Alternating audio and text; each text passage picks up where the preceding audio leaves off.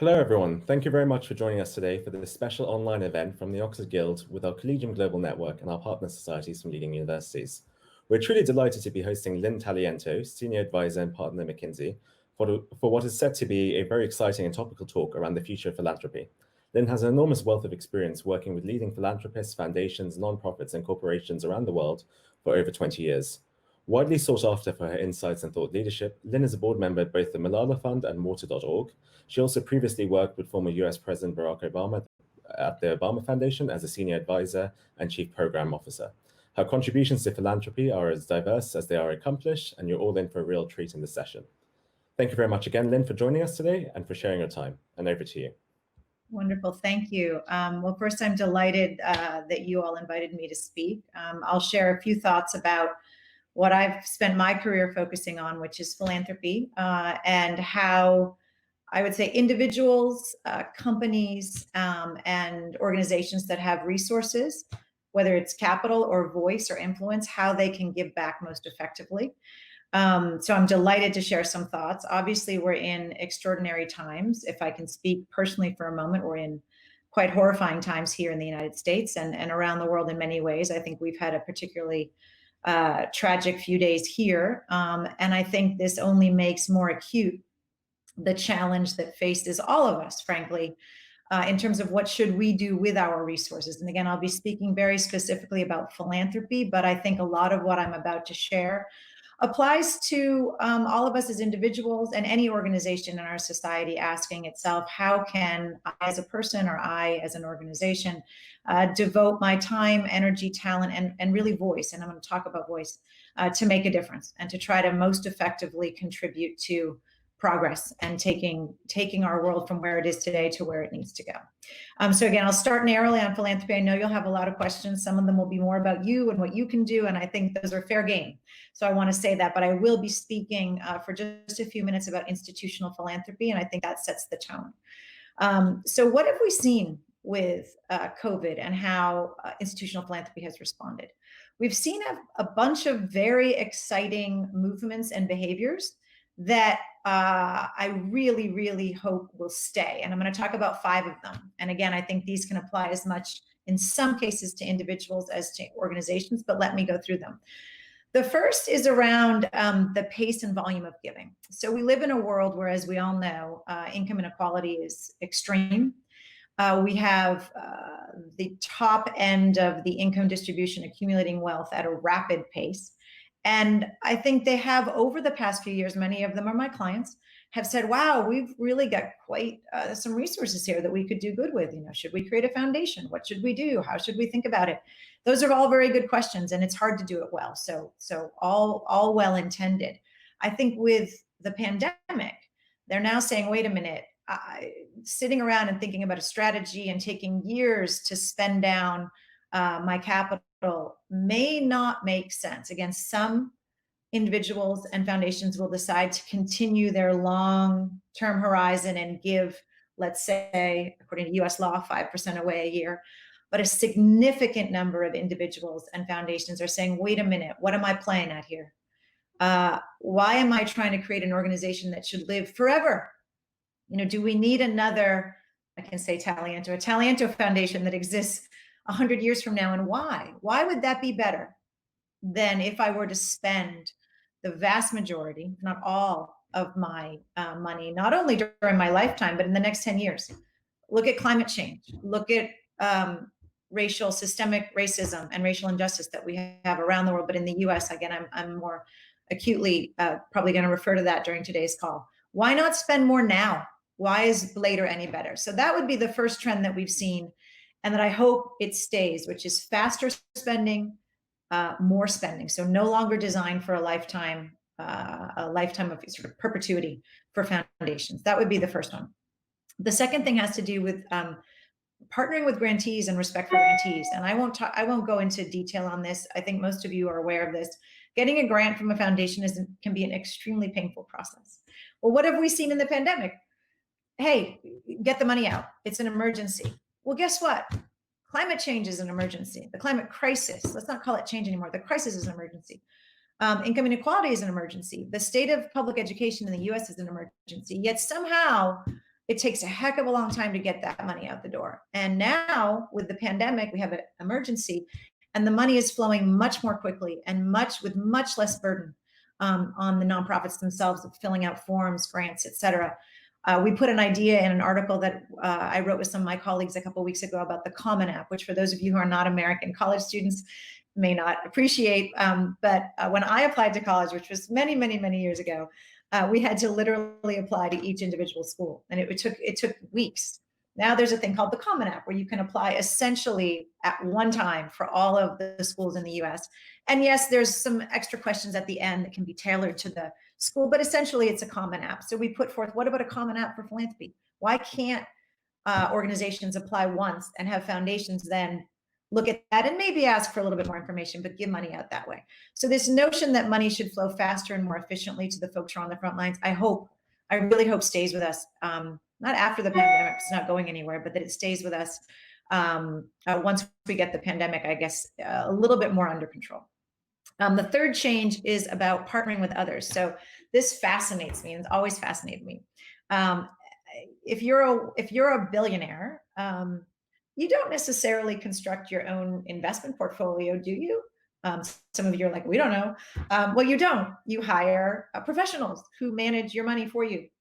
Yet when it comes to philanthropy, I would argue too many individuals feel that they should be the expert on where to give that money and exactly how to do due diligence on the nonprofits that they might invest in. And they're going to basically pick stocks and pick investments and find, if you will, find companies. If you're talking about private equity, find companies to invest in. They would never do that with their wealth.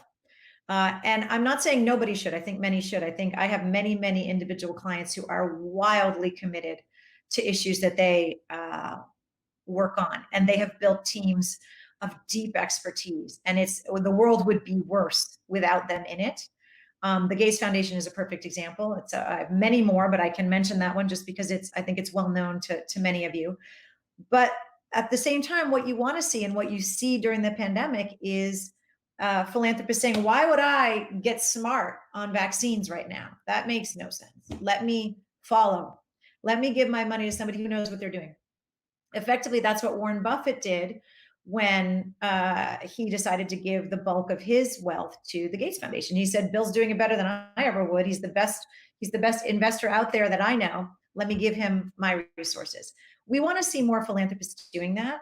And I think we are seeing it now with the pandemic. Let's hope that sticks. The fourth trend that we're seeing is investing in local communities. And again, this is a tricky one because, I'm on Malala's board, and I'm also on the board of an organization called water.org, which is, in all honesty, it's one of the most effective. I joined the board because it's one of the most effective nonprofits I've ever seen in my career. I didn't usually join nonprofit boards, but I said yes. That was the first one I said yes to because I was so impressed.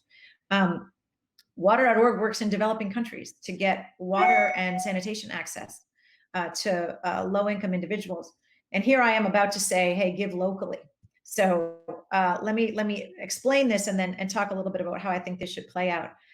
During this pandemic, more donors are looking to their local community. Before this, I would say that there are many donors who want to solve a big problem. They want to take on a global challenge. In some cases, that has led them to ignore their local neighborhood and their local city, and they are living in a way that is divorced from the community that sustains them. And I think we see that now, many of them see that now, that the folks that they rely on every day, whether it's people who come to their home or places that they frequent in their community, or just the simple fabric within which they move, is important to them in a way that I don't think it was necessarily for everybody as important as it should have been. And I think we're going to see, and again, my recommendation would be that every single donor who's giving substantial money away should invest some percent in their local community. I don't care what percent it is. That's a judgment call. Everybody has to decide where to spend their resources, but it's hard to imagine a world in which the uber wealthy are investing, primarily in large existential global challenges and ignoring their neighborhoods. And I think that's changing. So it's changed definitely during the pandemic, and I really, really hope that it continues. The fifth trend that we're seeing is around the public sector. And This one is, I wish it were a bit more of a robust trend right now. It's not as robust as I'd like it to be, and it gets to something that you all can do as well. In general, philanthropies have not invested in supporting the public sector. Well, of course they haven't. Why would they have? The public sector, to say it dwarfs philanthropy in terms of size, is an understatement. Philanthropy is a small amount of innovative capital that can go to try to test new things, figure out what works, maybe support some research. But at the end of the day, when you think about tackling our most pressing, any social challenge, it's the public sector. We need the public sector to be, and now we need even more in the pandemic, to figure out, how do we deal with this? How do we develop a vaccine? How do we deliver a vaccine? How do we keep us all safe? So historically, philanthropy has shied away from the public sector. Why would we support the public sector? Why would we try to strengthen the public sector if we're a foundation? We can push it, we can advocate to it, and more foundations are supporting advocacy, so we can promote new policy ideas so that maybe the public sector decision makers take those on. Fantastic. But why would we invest sort of our very limited capital in supporting talent development in the public sector, or supporting even new capabilities in the public sector, data and technology, data analysis? Why would we do that? Well, guess what? We've had a history, and I'm going to speak just to the US right now, though I think it's not an uncommon one, of basically, I would say, not campaigning against the public sector, but saying the public government's the problem. Let's shrink it. We need less government. Let's let private sector take care of everything. And I think we're realizing right now that without a strong and healthy public sector, we can't. Not only can we not get through this crisis, but we can't build a strong society. And I think and hope, for the first time in a long time, we're going to see foundations actively using their resources to unlock talent, ideas, innovation in our public sector institutions. And I think it's absolutely critical. And again, I'll mention my sort of individual recommendation there, which is that if you will, underestimation of, or even disparagement of, the public sector that has happened, at least again in the US over the past 30 years, is something that I really hope changes for all of us, and that young people, like many of you on this call, will consider going into the public sector, or at least working in a role that engages with the public sector, because without it, as we all know far too well right now, we're nowhere. So let me stop there. Those are the 5 trends that we've seen emerge among philanthropists, individual and organizational philanthropies during this pandemic. And I think we don't know if they'll stick. We at McKinsey and myself personally, we're going to do some things to hopefully help make them stick, but we don't know if they will. Hopefully we see this change be a bit more lasting than changes sometimes are. And with that, I'll stop, and I'll take questions over to my new friends at the Oxford Guild to see if we have some questions. Thanks very much for that, Lynn. As I'm sure you can imagine, quite a lot of questions have been coming in. To begin with, Nadine, who's a recent history graduate from Oxford, asks, what is your perspective on the future of philanthropy in 2021, given most companies and people will be in recession? Yeah. So this is a really interesting question. First of all, I think for many of the, and this is tragic in some ways. There's quite a disconnect between the stock market and what's happening on the ground in the U.S. right now. So in all fairness, I think there will be many philanthropists with tremendous resources. In fact, I know there will be, who will still have an appetite for and a disposition to engage in investment. So I'm not particularly worried on that front, though. It's a great question. It's not something that I think is going to pose challenges at the highest level of philanthropy. On the company side, I'm really glad you mentioned companies. I feel like I neglected to speak a bit about corporate purpose. That's another big area of focus for me. I spend most of my time at McKinsey on foundations, individuals with influence, and then on corporate purpose. I actually think that virtually every company that I am serving right now, or have served recently, they were already on a purpose journey. They were already asking questions about their role in society beyond making a product or selling a service. And I think that journey is only intensifying in that, and I wouldn't call this philanthropy, though it is philanthropic in nature. I think you're going to see companies, even those who are challenged, investing whatever resources they have in aligning every element of what they do with a mission that is one step above what it might be today, whether that's, again, selling something or producing something. I think many companies are asking themselves, and their employees are asking them, what is your role in the world beyond, making this or producing this or providing this service or product? And I think that process, as it intensifies now, and you've seen it, again, you may all not see it as much based on where you're sitting, but in the US, you're seeing, whether it's Netflix or Nike coming out with comments about this moment in our history. I think you're seeing more and more companies saying whatever we spend, whether it's less this year or not, is going to be more aligned with who we are and what we stand for. And in my mind, even if you took a reduction in dollars spent, the power of those dollars, if they're aligned with the muscle, the talent, and the leadership of a company, as opposed to being kind of a donation machine over on the side, the company has a little foundation that writes checks. Even if that amount donated is down, which it very well may be, as your question suggests, the power of that resource will be far greater as it comes with the might, the creativity, the endorsement, the energy of the corporate entity. So I'm optimistic for philanthropy and for corporate purpose giving and investment on all fronts right now. And I am an optimist, though, so I have to confess that. Well, great. Aren't we all glad to hear it? Okay, a question here from Amara, who does English at Cambridge. Amara asks, do you think that the impact of COVID-19 on mental health will linger for years to come amongst society post-COVID? Well, my guess is as good as yours. I'm not a mental health expert. Again, I'll speak personally because we're having this chat, and I'm happy to share my personal thoughts. Though, absolutely, I think Solnick's book on pandemics and emergencies, I think, talks about some of the bright sides of what happens when you have a moment like this. So there is reimagination, and there is creation, and there is reinvention. However, there's also trauma. And as anybody who studied trauma knows, it doesn't go away. You live with it. And I think there's no doubt in my mind that the trauma that many individuals have suffered directly, whether it's through losing somebody or feeling the weight of a job loss and family instability. And as you may know, the rates of domestic violence and child abuse are going through the roof, and that's distressing. So yeah, it's hard. How could anybody believe that in a year this will all have passed? Even if the immediate crisis has passed, the effects, first of all, the jobs will not come back. All of them will not come back. And that's trauma, and that's pain, and that is mental health challenges.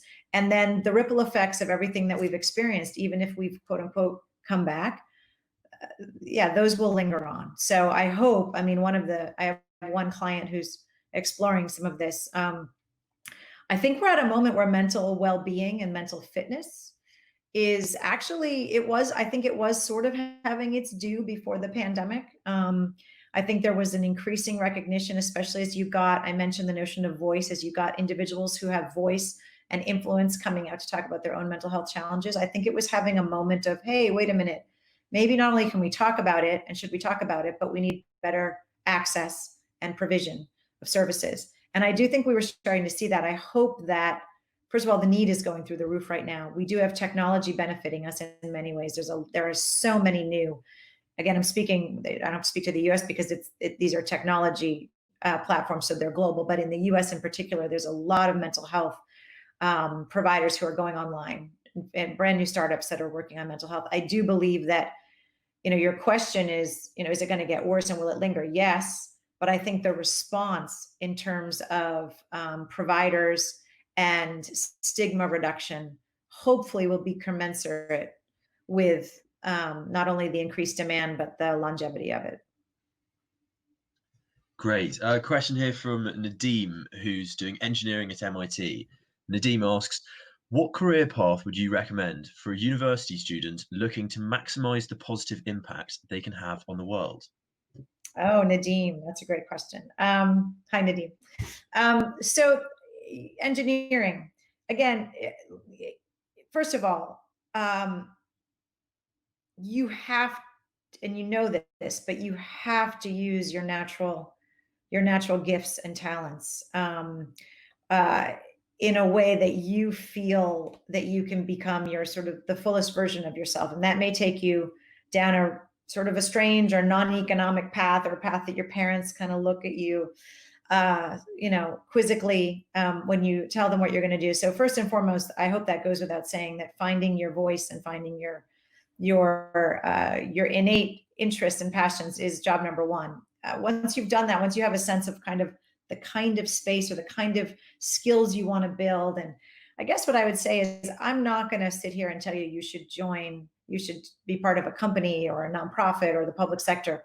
I think everybody finds their way. But what I will say is, I do think that being of service to others at an early point in your career, in your life, but if not in your life, in your career, it's actually in early on in your life and in your career is foundational.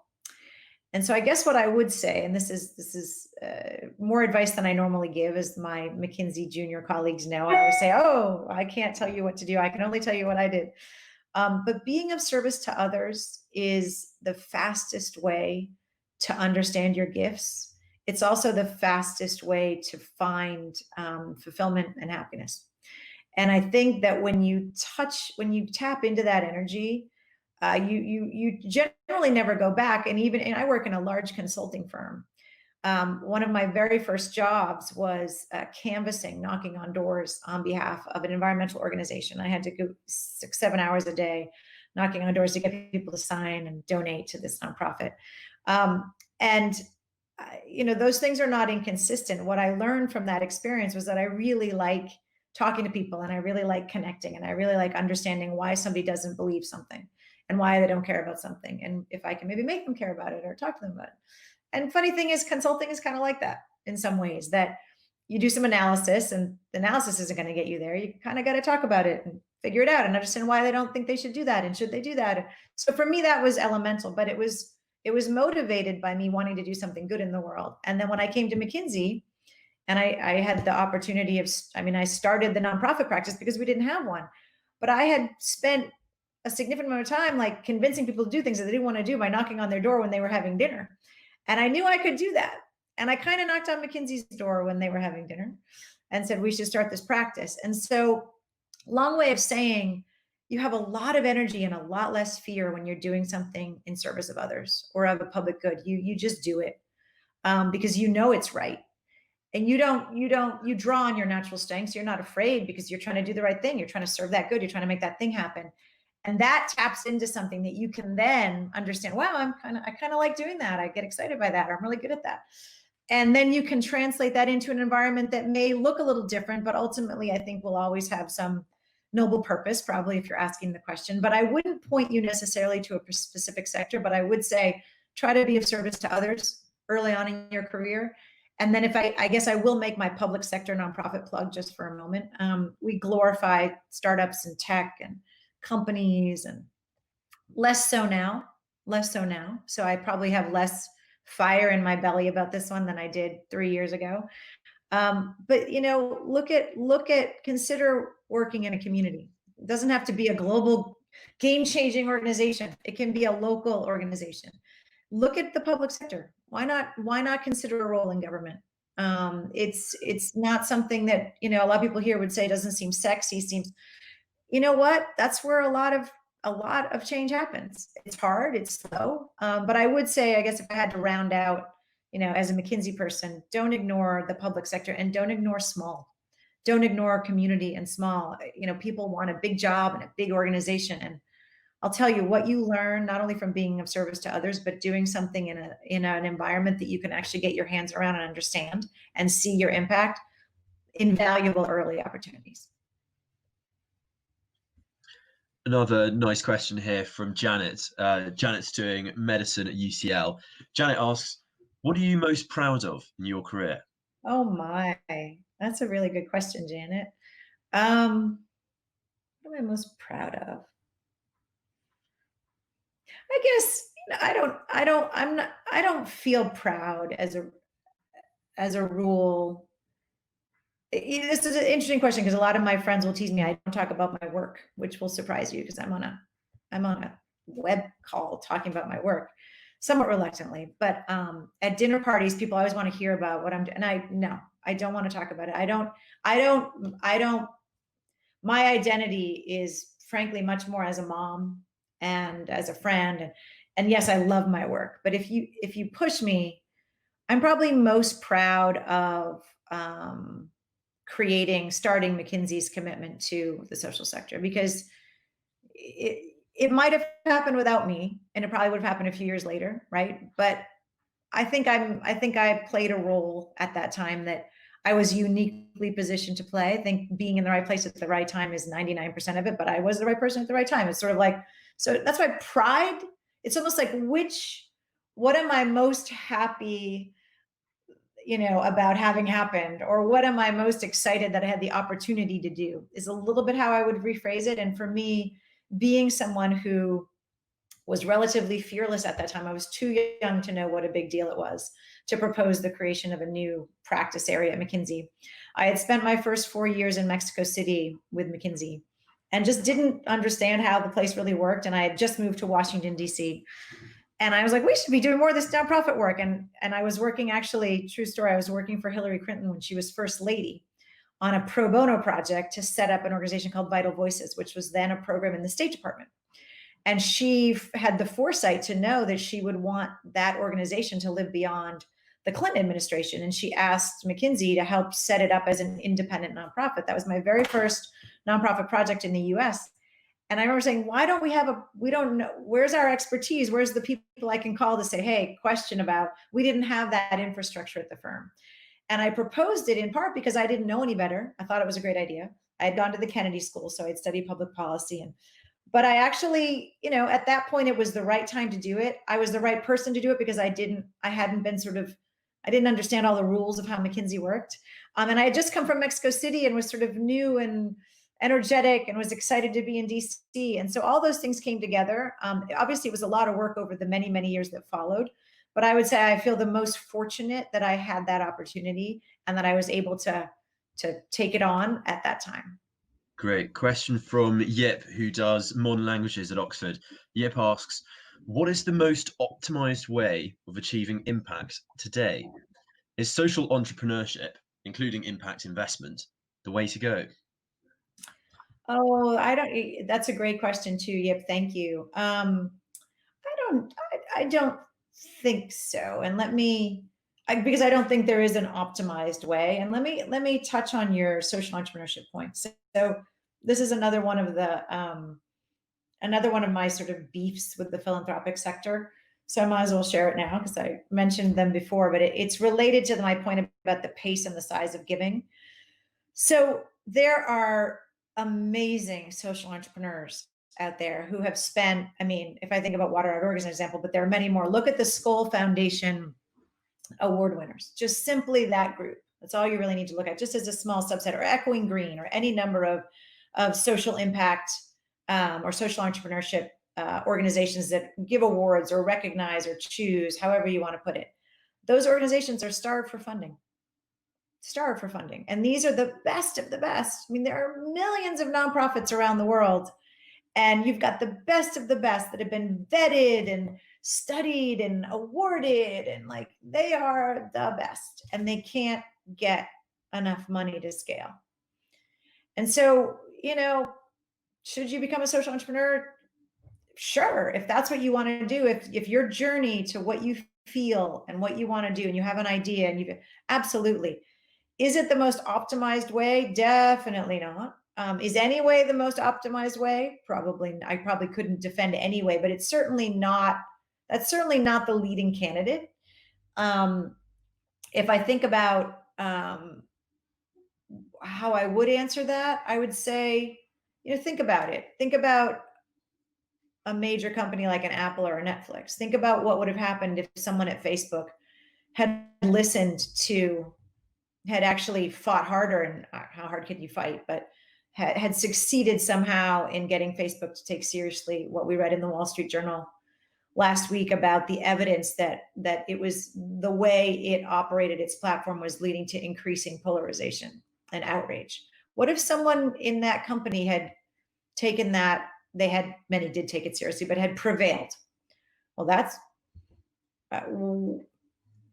about as impactful as, in fact, it's obviously way more impactful than actually starting a small nonprofit, right? Full stop. That's just one example. That doesn't mean it holds that it's always more impactful to work in a company. I guess what I'm saying is, and especially in companies with purpose, and I think, as I said, more and more, even if they had a purpose, they're embracing them, defining them, expressing them more fully now.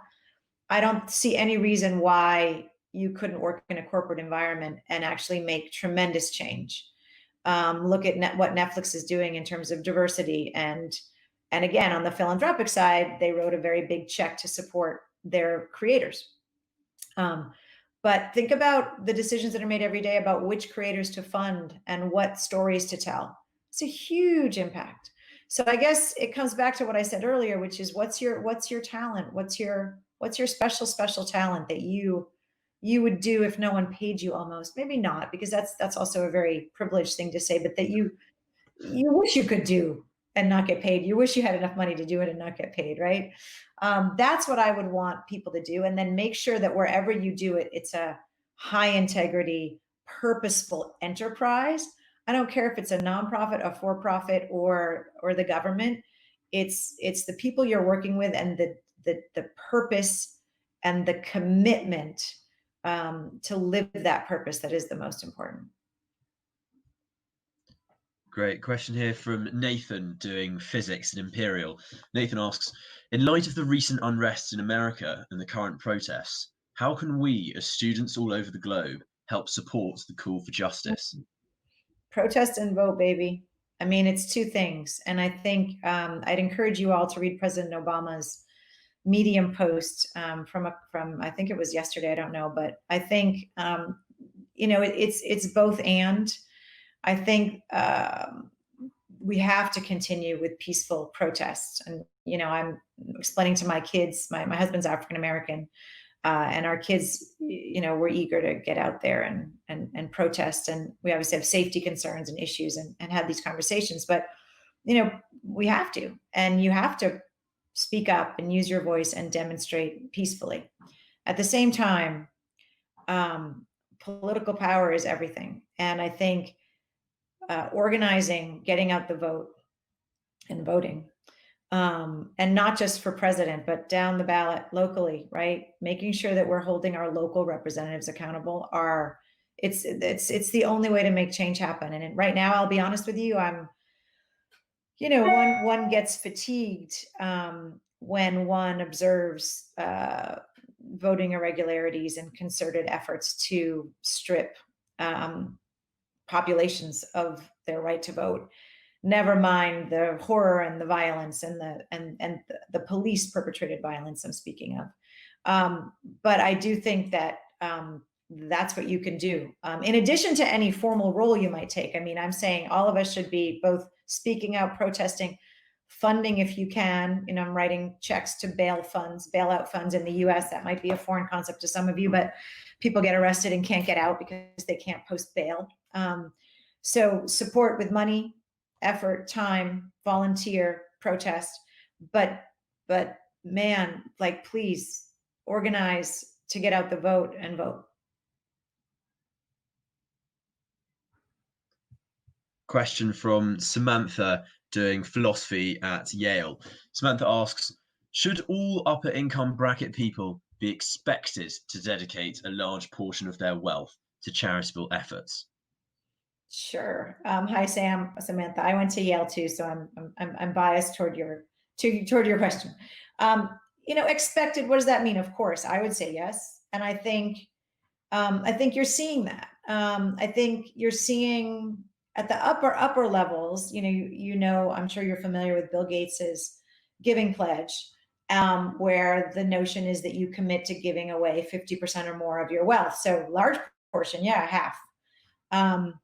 It doesn't matter what the percentage is. I do believe there is there should be a cultural expectation of giving. To be honest, though, that's something that will evolve culturally as we go here. I think we're seeing it now. I think in the pandemic, you're seeing it. I wish I had more data on it, but the data that we have suggests that, again, you may be familiar with donor advised funds with DAFs, which is a vehicle by which donors can take the immediate tax deduction. They park the money in a DAF in this fund, and then they can distribute it whenever. There's no timeline for how long that money can sit there, but the tax deduction's already been taken. And I've felt for many, many years that there should be more of that money should be released. The tax deduction's been taken. It's just sitting there. It's accumulating, but it's just sitting there. The donor gets no benefit except for psychic benefit of it sitting there. So I think we should see more of it, and we are. So the DAF spending is up right now.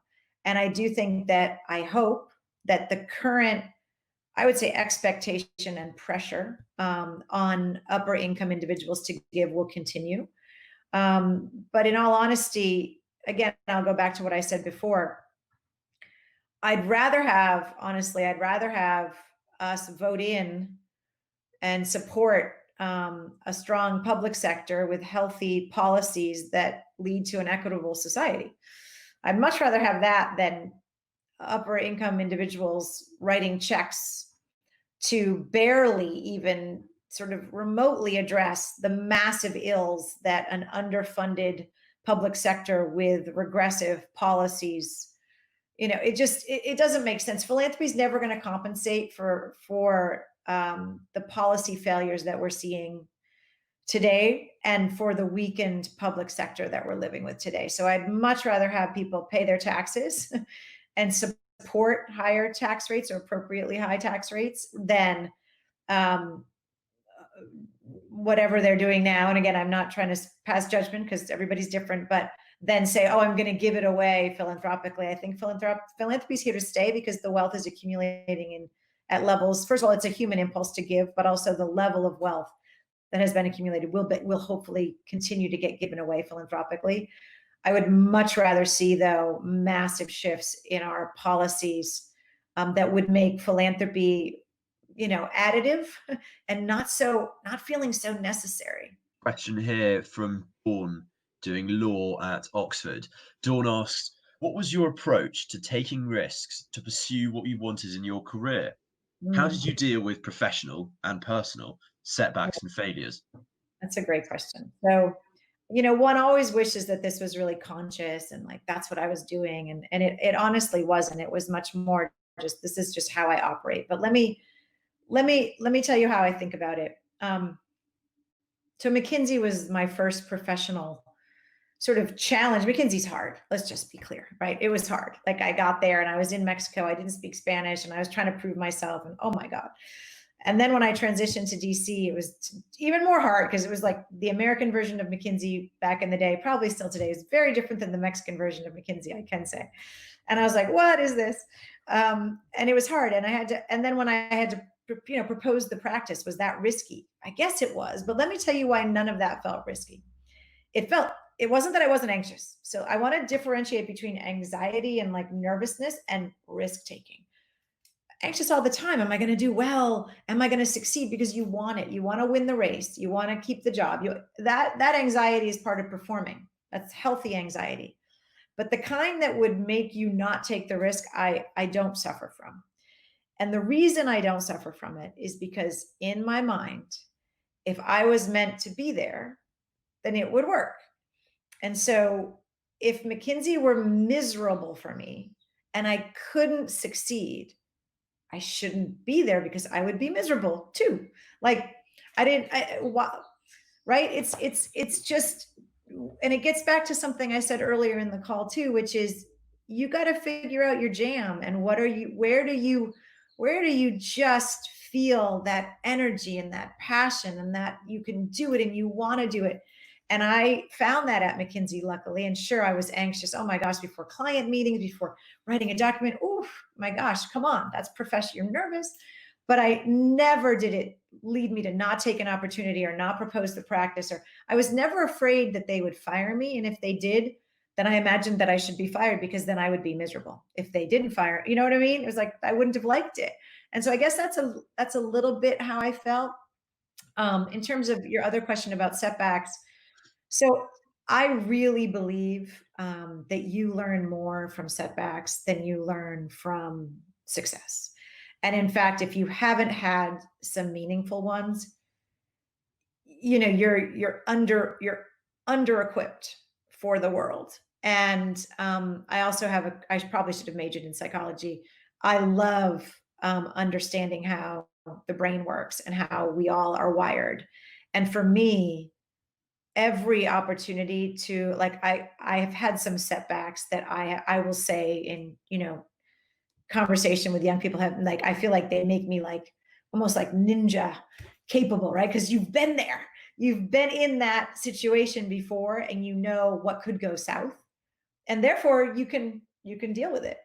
And if you haven't had those, you're not going to get anywhere. So when you get one of those, that's the moment to be like, oh, awesome.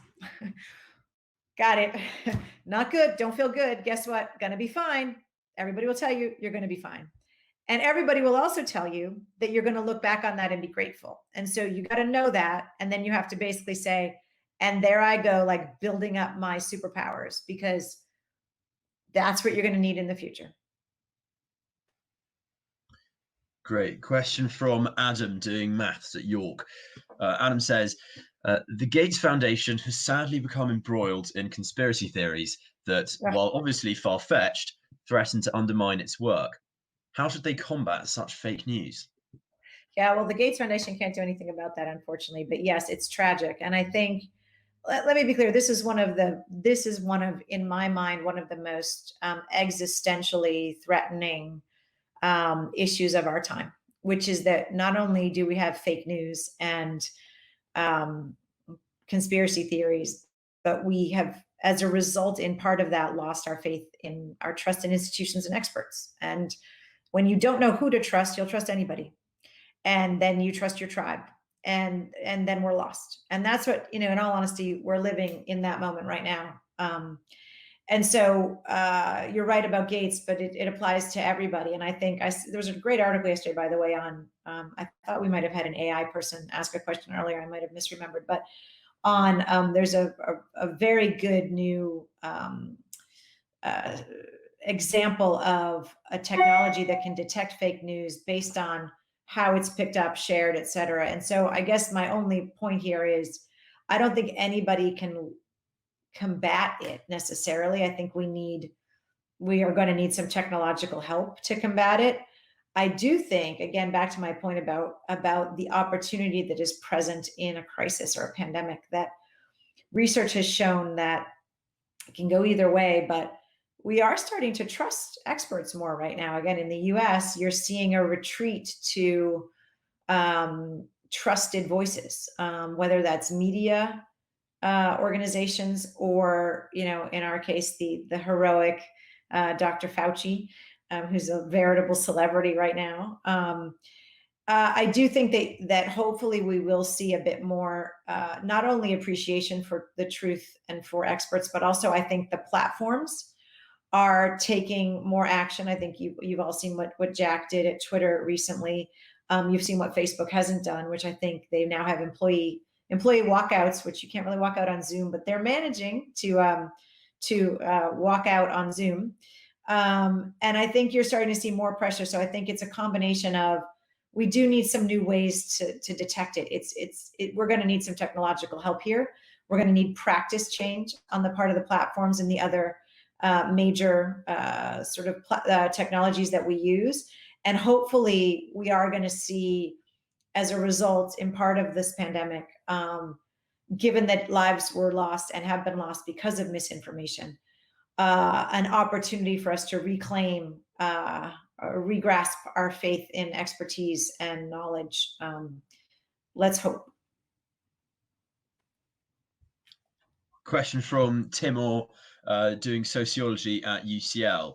Timor asks, what are your thoughts on social impact bonds for the future of philanthropy? So I'm a huge fan of social impact bonds. I'll just be honest. so far to date, I think they've been underutilized, and I think they are, and I don't know why. I mean, I'll just straight out, I don't know why. Complex, hard, you got to orchestrate all the parties. I get it. I get it. Still so clever, right? Like, why aren't we using them more? It's a really good question. I don't know the answer as to where that's going, but I'm going to put it, thank you, Tamora. I'm going to put that on my list of things to look at more closely, because I've always been a bit perplexed as to why they haven't taken off more. And maybe this is an opportunity. I haven't seen them taking off more in the pandemic. So when I listed those 5 trends, that wasn't one of them. Why not? Where is that going? So thank you for the question. I wish I had a better answer, but I will get on it. Thanks for that. A question here from Abdu, who does politics at York. Abdu asks, do you think that pro bono work in companies like law firms would or has already changed as a result of COVID? Oh my God, absolutely, Abdu, absolutely. And McKinsey, it's changed. I mean, to say it's changed is an understatement. I think literally, I think we have north of 55 teams working on COVID right now around the world. And that's one firm.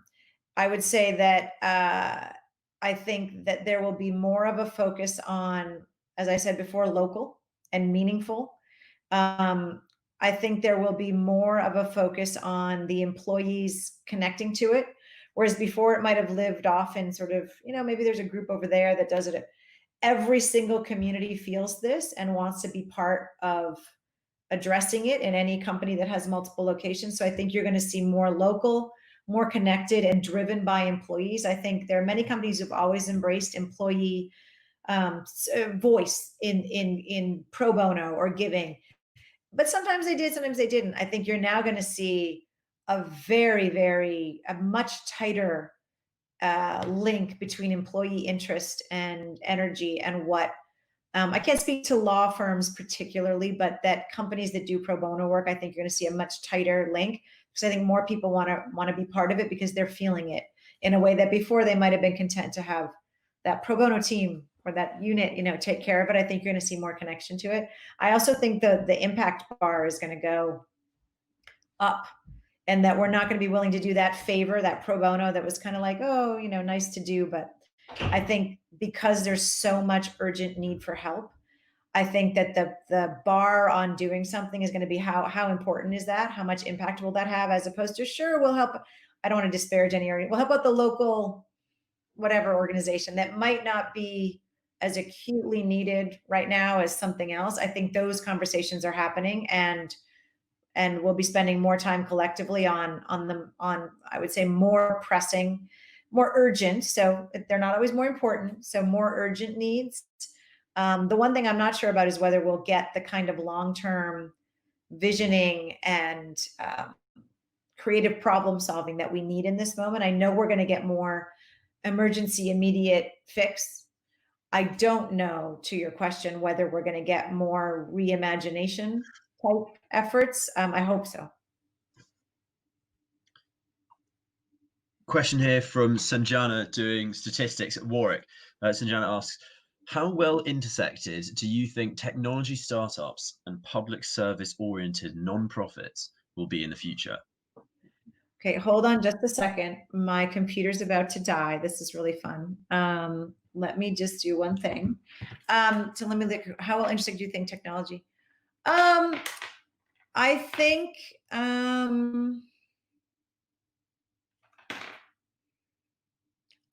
you're going to see tech wake up. I think tech is waking up. So that's how I guess I'll answer the question, which is, I think that as any tech startup, many of them, and many startups today in general, have much more of a purpose focus, as I mentioned before. So I think you will see that service focus, that purpose lens on things. In terms of public service oriented nonprofits and the link between them, I think Google has done a lot on this front already. And I think they sort of embody that spirit of connecting technology with, nonprofits and sort of social impact organizations. I do think public service in general is going to, I think we're going to see public service, not nonprofit. I mean, public service, as in the government sponsoring a volunteer program at massive scale. I think we will see that more, and we'll need technology to do that. I think we are going to have core. I hope we will have some form of a core in the US, which is going to take advantage of all these young people who don't have anything to do now. So I guess that's how I'd answer that. I'm not sure. I might not be getting what your question's really going for, but I do think both the tech startups and sort of nonprofits, I think this focus on purpose and on this moment that is around us publicly engaging and helping each other that's all it's going to be about for the next few years. So hopefully that connection between the two will be greater. Question here from Bhavna, doing biochemistry at Oxford. They ask, how do you think the demand for social sector consulting is going to change as a result of the COVID-19 pandemic? How do I think the demand for social sector consulting? I think the demand isn't going anywhere. I think it's more adapting to the moment. I mean, that's what we're doing all the time now, is helping. And when we do social sector consulting, we do it for companies as well. So purpose, again, I think every company has to answer the question, why are you good for society?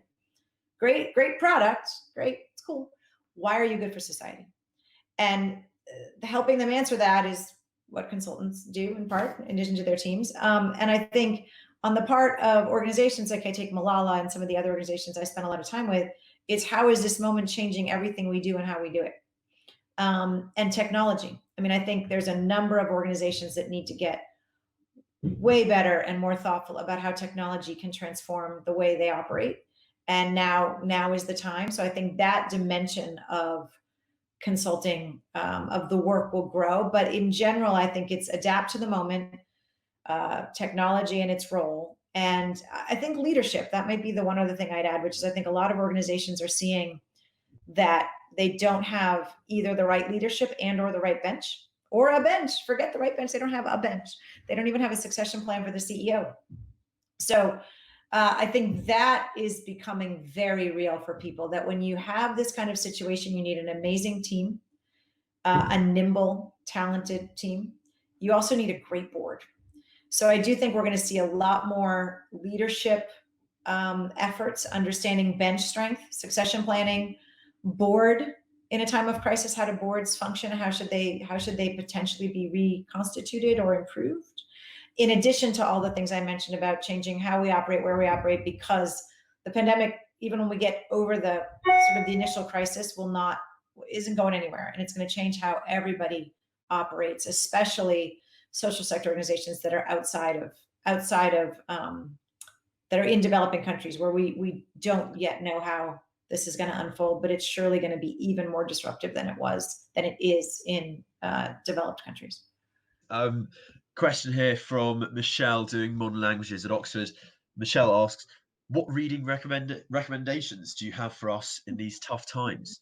Suggestions would be really appreciated to help us pass the extra time we now all have.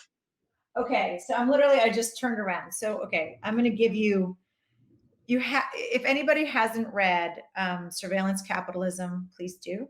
That's a big one. That's this one. This is big. Okay, so I apologize in advance. One of the best books I've read on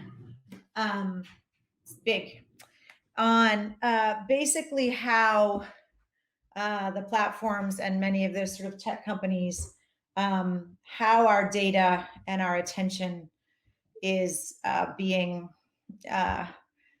used, stolen, monetized. You can pick whatever adjective you want, but I would say this explains better than most anything I've read that, and I think it's essential reading. If you haven't, I mean, I could go in so many directions, but I feel like that's been one of the better books I've read.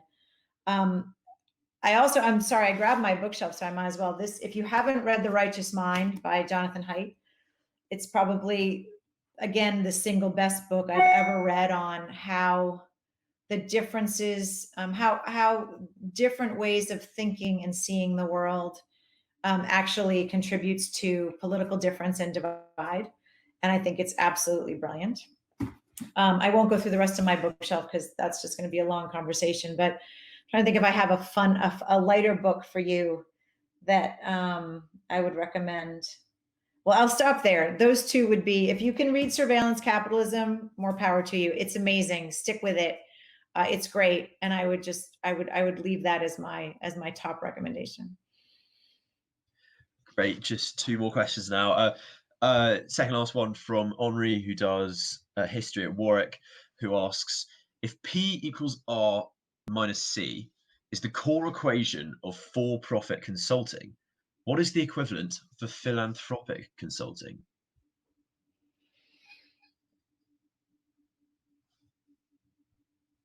If there is one.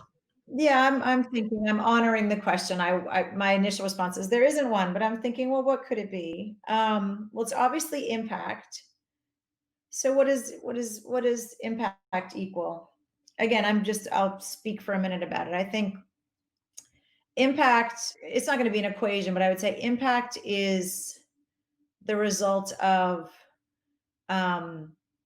really effectively deeply understanding the problem you're trying to solve, which so many people don't. And then putting the right and appropriate level of resourcing against it, which so many people don't. And I feel like that the level of understanding that comes from proximity to the problem is something that we suffer from tremendously. So I'm not talking about just analytical rigor. I'm talking about deep understanding, which gets to the diversity of your team. Who is making the decision about what to do and where to do it? Is it somebody who has any experience whatsoever in that issue, problem, community? So I do think that sort of insight and understanding, right? Not just analysis, insight and understanding, plus resources. You're not going to get anywhere with just, first of all, mostly with just some cash. We need expertise, sweat equity, talent, but also the right level. I think a lot of philanthropists underestimate not only the amount of resources it takes, but the duration. So maybe it's insight plus resources plus time. We need time. That equation needs time. We're not talking about stuff that changes quickly. And I think too many people expect quick returns. And I think these are massive challenges. Even if you're only picking off a little bit, you need time to get that impact equation to produce. And I think the horizons are typically too short.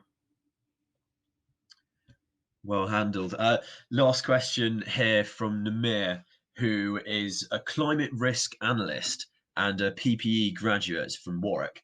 Namir asks, how do we best capture the momentum right now of kindness and empathy for each other in order to drive social impact in a post-COVID-19 world? That kills me. It's a great question, Namir. I think if I knew the answer to this, I would be doing it. And I'm trying to do it with some clients, but I do think, we have a moment where people are seeing each other as human, like people who they might have seen as other, right? That we're seeing each other and we need each other. And I think the barriers between, you think about it, essential workers, our heroes are now people that many people wouldn't have paid much attention to, horribly so, mind you, but still sort of, not thinking about the humanity of the people that most of us engage with every day. And I think that's one of the very few gifts of this pandemic. How do we preserve it?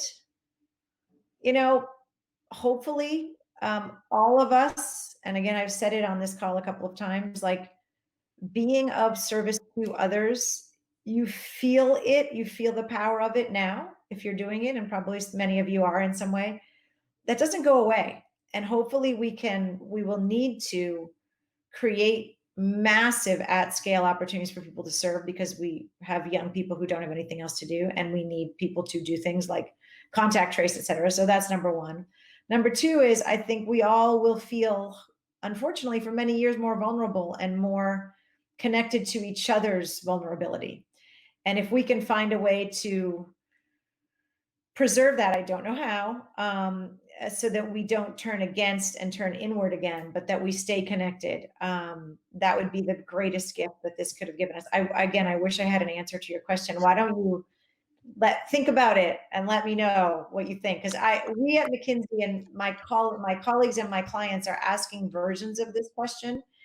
and would be game to try to do something if we thought it had potential. So great question. Brilliant. Yeah, well, it sounds like there's a lot to be hopeful about, nonetheless. Thank you so much, Len. This has been a really fantastic session. Thanks so much for sharing your time, your insight. And thank you, everyone, for joining us today. And thank you for all of your amazing questions. We're really sorry we couldn't ask all of them. There were just so many, but it's so good to see so many people engaging and to see everyone getting so much out of it. So thank you very much. And please do join us next week when we will be hosting Yanis Varoufakis. But bye for now. And thanks, guys. Thank you.